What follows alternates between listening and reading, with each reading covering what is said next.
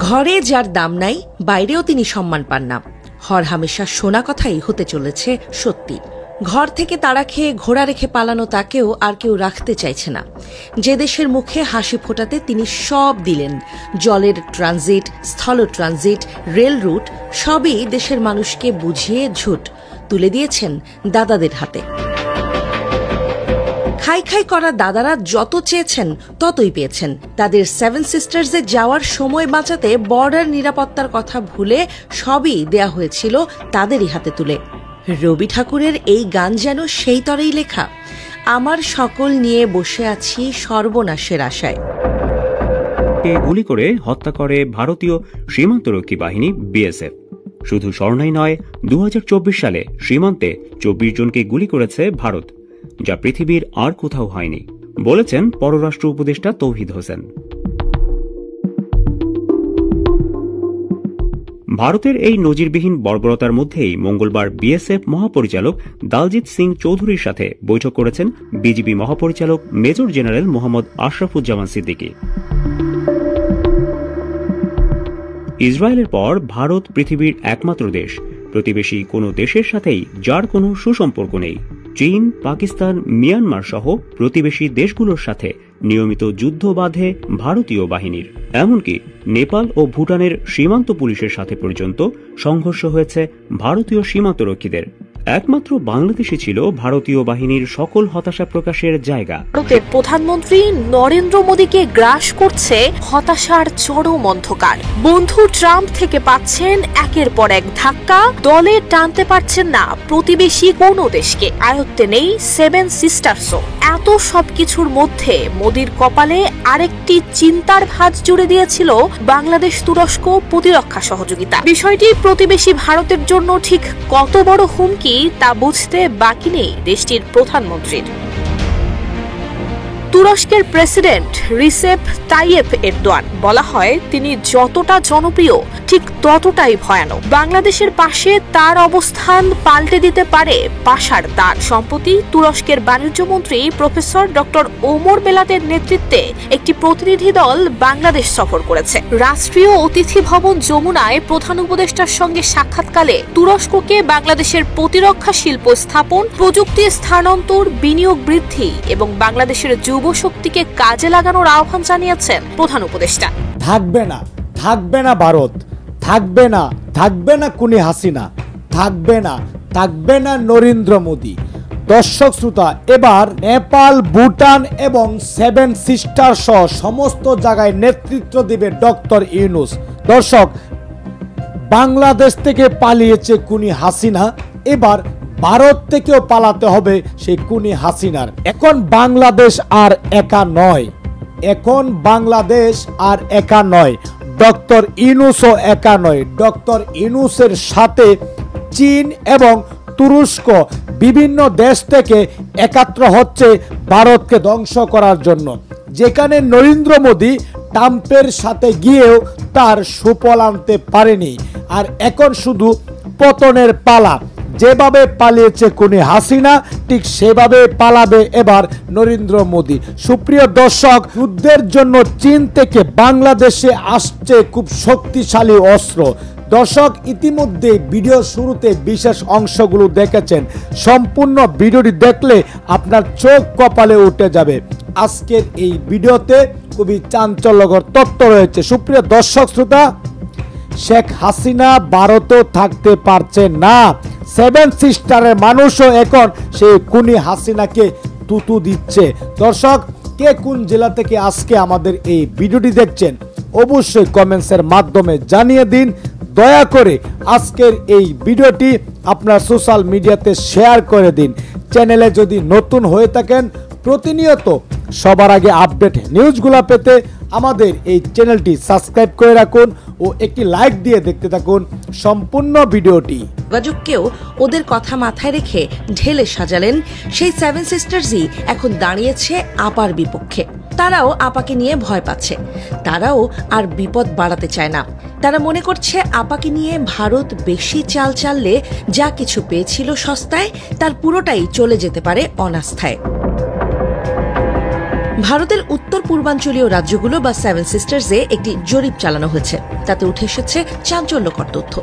নরেন্দ্র মোদীর পরম মিত্র দেশ পলাতক শেখ হাসিনাকে রাখার বিপক্ষে অবস্থান নিয়েছেন তারা শেখ হাসিনাকে আশ্রয় দেওয়ার বিপক্ষে। সাম্প্রতিক একটি অনলাইন জরিপে এই অঞ্চলের অধিকাংশ মানুষ মনে করেন বাংলাদেশ ভারত সম্পর্ক উন্নয়নের স্বার্থে তাকে নিজ দেশে ফেরত পাঠানো উচিত। তবে ভারত সরকারের বর্তমান অবস্থান নিয়ে সৃষ্টি হয়েছে নানা প্রশ্ন। ভারতের শীর্ষস্থানীয় গণমাধ্যম ইন্ডিয়া টুডে NE পরিচালিত mood of the north east শীর্ষক জরিপের ফলাফলে দেখা গেছে আসাম, মেঘালয়, মণিপুর, ত্রিপুরা সহ উত্তর পূর্বাঞ্চলের অংশগ্রহণকারীদের মধ্যে 55% মনে করেন শেখ হাসিনাকে বাংলাদেশে ফেরত পাঠানো উচিত। ভারতীয় গণমাধ্যমগুলোতেও সেই সাথে ভিন্ন সুর। ঘড়ির কাঁটার সাথে পাল্লা দিয়ে তারাও ভোল পাল্টাতে শুরু করেছে। এতদিন যারা একনিষ্ঠভাবে আপাকে সমর্থন দিত, তারাই এখন জরিপ আর জনমতের নামে আপা বিরোধী ক্যাম্পেইন শুরু করেছে। যে ক্যাম্পেইনে রাষ্ট্র ভারতের সুরও পরিষ্কার। তারা আর শ্বেত হস্তি পালতে চায় না। ফল না দিতে পারলে যেমন ফলদায়ী বৃক্ষের প্রয়োজন ফুরায়, তেমন ভারতেও আপার প্রয়োজন ফুরিয়ে যাচ্ছে। তাই তো তারা নানা বাহানায় জরিপের নাম করে আদতে ঝিকে মেরে বউকেই শেখাচ্ছে। ইশারা ইঙ্গিতে বলে দিচ্ছে, আপনার প্রয়োজন ফুরিয়ে গেছে আপা, এবার আসতে পারেন।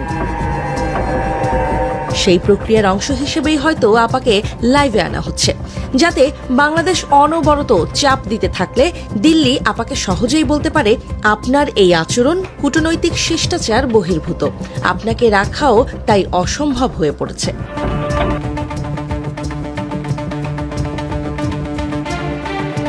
এবার আর কোনো রাখঢাক নয়, সরাসরি বাংলাদেশকে অস্ত্র বিক্রির প্রস্তাব দিল মহাশক্তি চীন।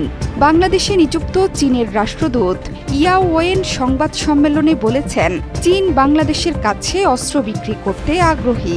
চীনের অস্ত্র বিশ্বমানের এবং ব্যয় সাশ্রয়ী উল্লেখ করে অস্ত্র সরবরাহে সরাসরি প্রস্তাব দেন তিনি। বাংলাদেশে শেখ হাসিনা সরকার ক্ষমতাচ্যুত হওয়ার পর থেকে কূটনৈতিক পর্যায়ে ভারতের সাথে স্মরণকালের সবচেয়ে জটিল সম্পর্ক চলছে বাংলাদেশের। শেখ হাসিনার ভারতে আশ্রয় এবং সীমান্ত জটিলতা, রাজনৈতিক টানাপোড়েনের কারণে ভারত কেন্দ্রিক ব্যবসা বাণিজ্য, কূটনৈতিক সম্পর্ক থেকে সরে এসেছে বাংলাদেশ। নতুন বাংলাদেশের হাত ধরেছে চীন থেকে শুরু করে পাকিস্তান, তুরস্কের মতো শক্তিশালী দেশগুলোকে সরাসরি সমরাস্ত্র বিক্রির প্রস্তাব দিয়েছে চীন। যদিও দীর্ঘদিন ধরেই বাংলাদেশের সশস্ত্র বাহিনীর জন্য সমরাস্ত্র সরবরাহ করে আসছে বেইজিং, যথাযথ প্রক্রিয়া অনুসরণের পাশাপাশি বাংলাদেশের পরিস্থিতি বিবেচনায় নিয়ে অস্ত্র বিক্রি করা হয় বলে জানিয়েছেন ঢাকায় নিযুক্ত চীনের রাষ্ট্রদূত ইয়া ওয়েন। তিনি জানান, বাংলাদেশের কাছে বিক্রি করা তাদের সমরাস্ত্র সেরা ও সাশ্রয়ী। চীন ভবিষ্যতেও বাংলাদেশের কাছে সমরাস্ত্র বিক্রি করতে আগ্রহী। মঙ্গলবার বিকেলে ঢাকায় চীনা দূতাবাস আয়োজিত ব্রিফিংয়ে এই তথ্য জানান তিনি। গেল মাসে বেইজিং সফর করেছিলেন বাংলাদেশের পররাষ্ট্র বিষয়ক উপদেষ্টা মোহাম্মদ তৌহিদ হোসেনও। ওই সফরে দুই দেশের দ্বিপক্ষীয় সম্পর্কের বিষয়ে এই সংবাদ সম্মেলনের আয়োজন করে চীনা দূতাবাস। স্বাধীনতার পর থেকে বাংলাদেশের সশস্ত্র বাহিনীর সমরাস্ত্র সংগ্রহের অন্যতম প্রধান উৎস চীন। তবে সাম্প্রতিক বছরগুলোতে বাংলাদেশ সশস্ত্র বাহিনীর সরঞ্জাম সংগ্রহে বিশ্বের নানা প্রান্তের দেশগুলোতে নজর দিচ্ছিল। ইউরোপের বিভিন্ন দেশ এবং তুরস্ক এখন বাংলাদেশের সমরাস্ত্র সরবরাহে আগ্রহী। এমন পরিস্থিতিতে সমরাস্ত্র সরবরাহের ক্ষেত্রে চীন নিজের দেশের প্রক্রিয়া অনুসরণের পাশাপাশি বাংলাদেশের জাতীয় পরিস্থিতিকে বিবেচনায় রেখেছে। চীনের তৈরি সমরাস্ত্রগুলো সেরা, যা দামেও সাশ্রয়ী। এমন প্রেক্ষাপটে বাংলাদেশে সমরাস্ত্র সরবরাহের ক্ষেত্রে অন্য কারও প্রতিযোগিতার মুখে পড়ছে না চীন। শুধু তাই নয়, ঢাকা দিল্লির উত্তেজনা কমাতে প্রতিবেশী হিসেবে চীন মধ্যস্থতা করবে কিনা এমন প্রশ্নেরও জবাব দেন চীনা রাষ্ট্রদূত। তিনি বলেন, আমি মনে করি নিজেদের সমস্যা সমাধানে বাংলাদেশিরা যথেষ্ট বিচক্ষণ।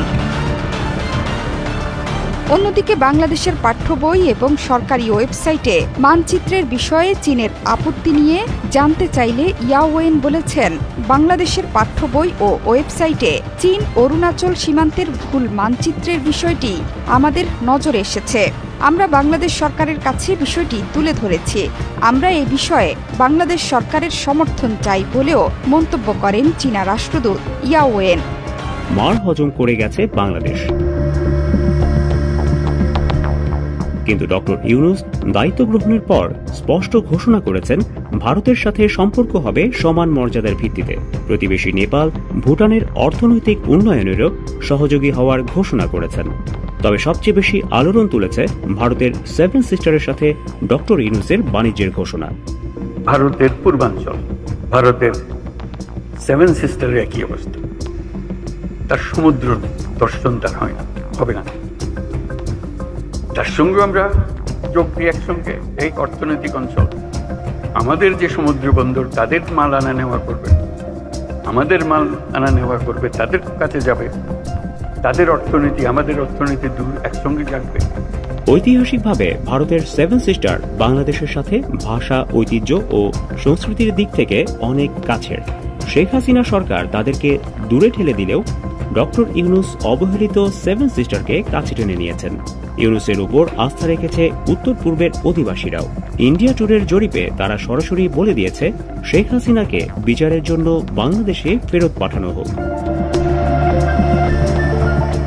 ভারতের সাথে বাংলাদেশের প্রায় 4000 কিলোমিটারের সীমান্ত আছে।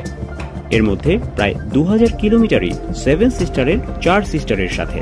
ত্রিপুরা, মেঘালয়, আসাম আর মিজোরামের সাথে প্রায় 2000 কিলোমিটারের সীমান্ত বাংলাদেশের।